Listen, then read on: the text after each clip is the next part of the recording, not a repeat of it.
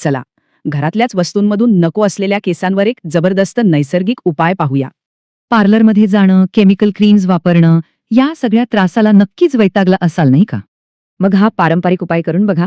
अगदी सौम्य, प्रभावी आणि पूर्णपणे सुरक्षित.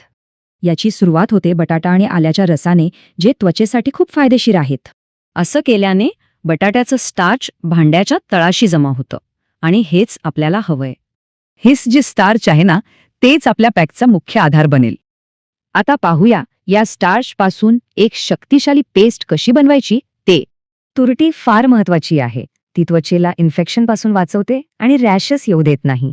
गव्हाचं पीठ सगळं काही एकत्र बांधून ठेवतं, ज्यामुळे लावायला सोपी पेस्ट तयार होते. पेस्ट घट्ट झाली, काही हरकत नाही, थोडं गुलाबजल टाका, म्हणजे ती मऊ होईल. आता एक शेवटची आणि सगळ्यात महत्वाची पायरी, जी या पेस्टला आणखी प्रभावी बनवते. लिंबू तर नैसर्गिक ब्लीचसारखं काम करतं.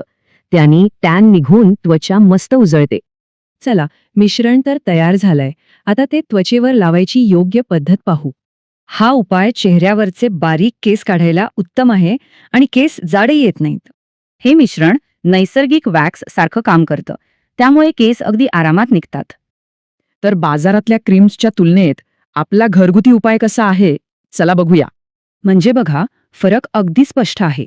आपला उपाय वेदनामुक्त आहे आणि त्वचेसाठी चांगलाही आहे.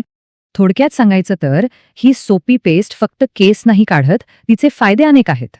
म्हणजे हे फक्त केस काढण्यापुरतं नाही, तर त्वचेचं आरोग्य सुधारण्यासाठी पण आहे. आणि सगळ्यात भारी गोष्ट म्हणजे नियमित वापरल्यास केसांची वाढ कायमची थांबू शकते.